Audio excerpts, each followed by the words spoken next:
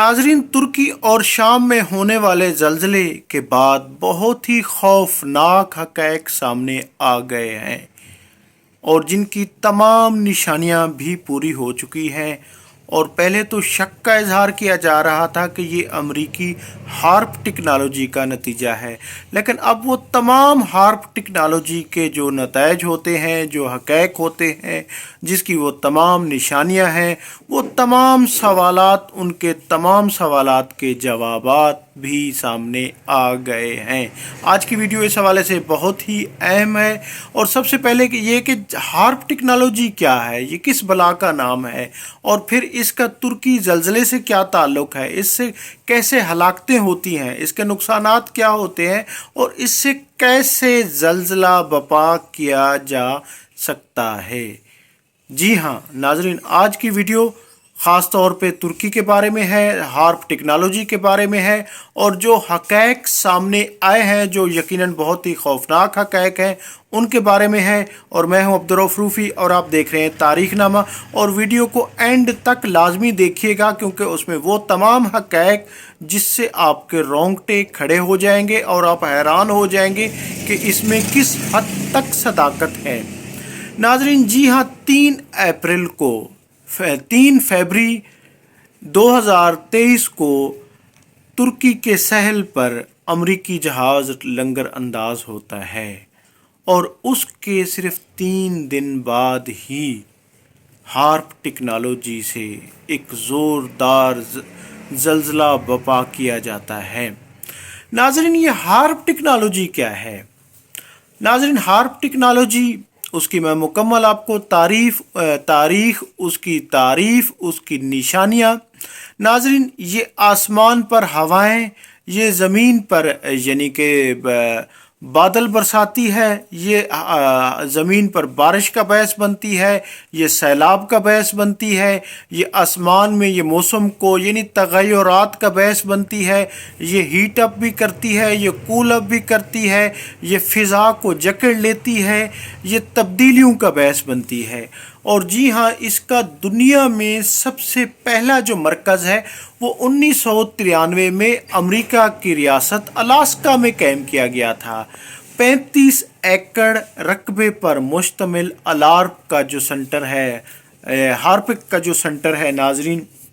Harp का पहला जो सेंटर है, जी हाँ, वो अलास्का में कायम किया गया। और ये तकरीबन 72 मीटर ये बुलंद है ज़मीन से। और नाजरीन, इसमें तकरीबन 180 यानी फ़िज़ा में बुलंद तरीन टावर और इसके साथ यानी कि ये नस्ब किए गए हैं, एंटीने नस्ब किए गए हैं। और इसका जो काम है नाजरीन, ये हार्प जो है हाई फ्रिक्वेंसी एक्टिव अलर्ल प्रोग्राम है। जी हाँ, जो फ़िज़ा में ताकतवर तरीन और ज़मीन पर ताकतवर तरीन यानी कि ये हवा भी बर्पा करता है, ये बारिश भी बरसाता है, ये तूफ़ान भी लाता है, और इससे ज़ल्ज़ले भी पैदा किए जा सकते हैं। और 3 billion electric power magnet views ये पैदा करता है। नाजरीन, ये ऐसी वेव्स पैदा करता है जो ज़मीन को हिलाकर रख देती हैं, आसमान को साकित कर देती हैं, और ये बारिशें भी बरसाती हैं। और नाजरीन, मैं आपको बताता चलूँ कि 6 फरवरी की सुबह जब ज़ल्ज़ला वहाँ पर 7.8 शिद्दत का तुर्की में ज़ल्ज़ला आया, शाम में ज़ल्ज़ला आया, तो वहाँ पर बारिश भी हुई। और उसकी कुछ ख़ास निशानियाँ नाजरीन जो ये है कि उस वक्त, क्योंकि जब अमूमन फ़िज़ा में, जब अमूमन ज़मीन में कोई अफ़दात बर्पा होती है, तो चरंद परंद ख़ास तौर पर परिंदे ही वो ऐसी मखलूक हैं जिनको ज़मीन पर गैर मामूली हरकत से, सकनात से उनमें एक खलबली सी मच जाती है। ये कुदरत का एक कानून, एक कुदरत है। लेकिन उस दिन क्योंकि हार्प टेक्नोलॉजी, क्योंकि एक मसनूई टेक्नोलॉजी है, इसका नाजरीन परिंदों को भी पता नहीं चल सका। और आप वीडियोस देखें, तुर्की की तहकीकाती वीडियो निकालें, वहाँ देखें कि सुबह सुबह परिंदे भी चहलचला रहे हैं, परिंदे भी शोर मचा रहे हैं, कोई गैर मामूली वहाँ पे तगय्युर देखने में नहीं आया। اور ناظرین اس کی جو بنیادی وجہ ہے، کیونکہ اگر اس کے اور بھی ہم اس کو تھوڑا سا اس کو بڑے پراسپیکٹ میں دیکھیں تو ایک تو معاہدہ لوزان جو 100 سالہ معاہدہ تھا، جو ترکی اور یورپی قوتوں کے درمیان تھا کہ ترکی اپنی ساحلوں سے کوئی ٹیکس نہیں لے سکتا، کوئی ڈرلنگ نہیں کر سکتا، اپنی مصنوعات سے، اپنی زمین سے کوئی فائدہ نہیں اٹھا سکتا، اپنی بندرگاہ کو استعمال نہیں کر سکتا، نہ ہی دوسروں سے اس حوالے سے ٹیکس وصول کر سکتا ہے۔ جی ہاں، وہ اسی سال وہ معاہدہ بھی ختم ہو رہا ہے، اور ترکی پہلے ہی اعلان کر چکا ہے کہ وہ اپنی سرزمین کو وہ دوبارہ اسی طرح سلطنت عثمانیہ کی طرح طاقتور ہوگا اور اسلامک پاور بنے گا۔ تو یہ بات یورپی قوتوں کو بھی کھٹک رہی تھی، امریکہ کو بھی کھٹک رہی تھی، اور اس کے علاوہ یورپ ناراض تھا، پورا یورپ خاص طور پہ ترکی کے اس رویے سے جو روس اور یوکرین جنگ، اور اس پہ امریکہ بھی ناراض تھا، کیونکہ وہ چاہتے تھے کہ ترکی بھی ان کے ساتھ کھڑا ہو اور روس کے خلاف اعلان جنگ کرے، جو کہ انہوں نے نہیں کیا۔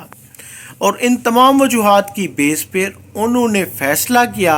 کہ اس کو ہارپ ٹیکنالوجی کی مدد سے ایسی وہاں پہ ایک مصیبت برپا کی جائے، ایسی یعنی کہ وہاں پہ خوفناک قسم کی افداد برپا کی جائے تاکہ یہ معاشی سپر پاور نہ بن سکے، کیونکہ آنے والے زلزلے سے 1700 بڑی عمارات تباہ ہو چکی ہیں، برباد ہو چکی ہیں، ہزاروں کی تعداد میں اموات بھی ہو چکی ہے، تقریباً 20,000 کے قریب اموات بھی ہو چکی ہے، بلکہ ابھی سلسلہ باقی ہے۔ اور ناظرین، اس افداد برپا کرنے کا، اور خاص طور پہ یہ جو ٹیکنالوجی ہے جس میں یعنی کہ یہ بیسکلی تو امریکہ کی جانب سے تحقیق کی گئی، تحقیقاتی اس کے لیے تاکہ بارشیں برسائی جائیں اور زلزلے برپا کیے جائیں، زمین پر کئی دفعہ یہ ہے کہ خشکی کو خاتمہ کیا جائے، اور کہیں پر اس کو استعمال کیا جاتا ہے گرم گیسیں ہیٹ اپ اور ایک میگنیٹ یعنی ویوز پیدا کر کے مصنوعی طریقے سے، یعنی اس سے ہر طرح کے مقاصد استعمال کیے جا سکتے ہیں۔ 35 ایکڑ رقبے پر مشتمل، یعنی 180 جس کے ٹاور ہیں، جس کے ذریعے یعنی کہ یہ انٹینے لگے ہوئے ہیں، اور اس کے یعنی کہ اس کے ذریعے کہا جا رہا ہے کہ جو ترکی کے ساحل پر 3 فروری کو جو بحری جہاز لنگر انداز ہوا تو اس میں اسی ٹیکنالوجی کی ویوز تھیں، جن کو باقاعدہ بٹن دبا کر یعنی ہارپ کا بٹن دبا دیا گیا، اور ترکی میں تباہی باقاعدہ ایک منصوبے کے ساتھ نازل کی گئی، برپا کی گئی، تاکہ ترکی سپر پاور نہ بن سکے، اسلامک سپر پاور نہ بن سکے، یورپ کو چیلنج دے سکے۔ ناظرین، اس پر اور پھر اس کی یہ نشانی ہوتی ہے کہ بارش بھی ہوتی ہے، بارش بھی وہ سسٹم برساتا ہے، تو اسی وقت زلزلے کے وقت یعنی فوراً بعد بارش بھی شروع ہو گئی، اور اس کے بعد یعنی کہ جو زلزلے کی قدرتی نشانیاں تھیں وہ بھی نہیں آئیں۔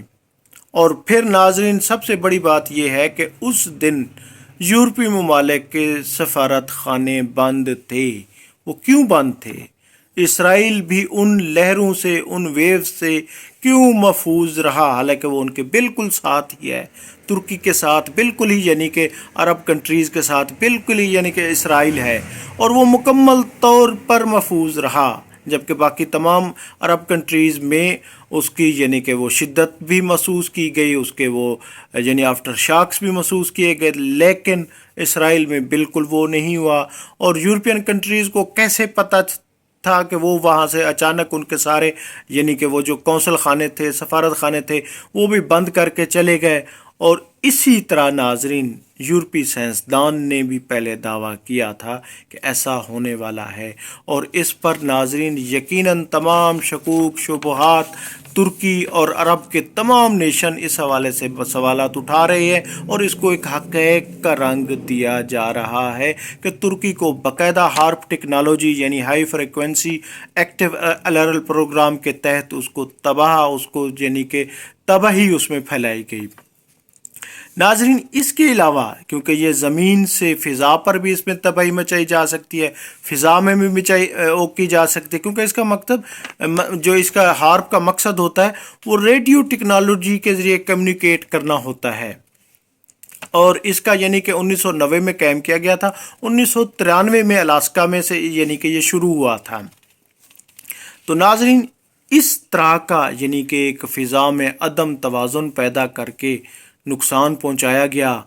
और इसके ज़रिए नाजरीन के कई दफ़ा तो इसमें ये भी ये इतनी ख़तरनाक टेक्नोलॉजी है कि फ़िज़ा में इसके ज़रिए आग भी लगाई जा सकती है। इवन के हेलीकॉप्टर, उड़ते हुए त्यारों में भी आग लगाई जा सकती है। ये इस हद तक खौफनाक यानी कि हार्प टेक्नोलॉजी है, और जो सिर्फ इस वक्त अमेरिका में है। अलबत्ता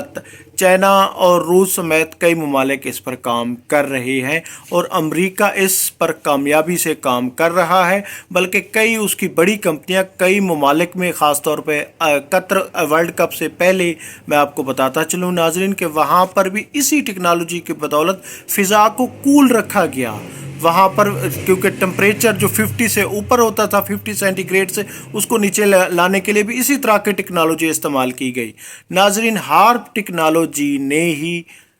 यानी शकूक शुबहात का इजहार किया जा रहा है और इसको तक़वियत दी जा रही है। बल्कि वो तमाम निशानियाँ वो भी यही कह रही हैं कि यह हार्प टेक्नोलॉजी इस्तेमाल हो रही है। और नाजरीन, सबसे आखिर में ये कुर्ब क़यामत की निशानी है कि साइंस इतनी तरक्की कर चुकी है कि अब वो तबाही भी ला रही है। नाजरीन, तुर्की भी यकीनन उसी का शिकार हुआ है। मैं हूं अब्दुल रऊफ रूफ़ी और आप देख रहे थे तारीख़नामा। चैनल को सब्सक्राइब करें, वीडियो को लाइक करें। बहुत शुक्रिया, थैंक यू, अल्लाह हाफिज़।